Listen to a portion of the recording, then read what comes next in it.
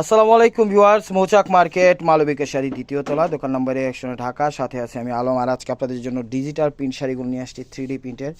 এগুলো যেখানেই যাবেন 3035 নিচেও কোথাও পাবেন না।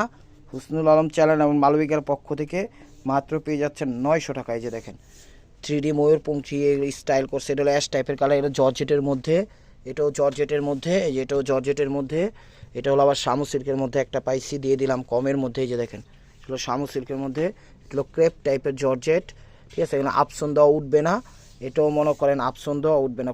খুবই সুন্দর এবং কোয়ালিটিফুল নতুনত্ব।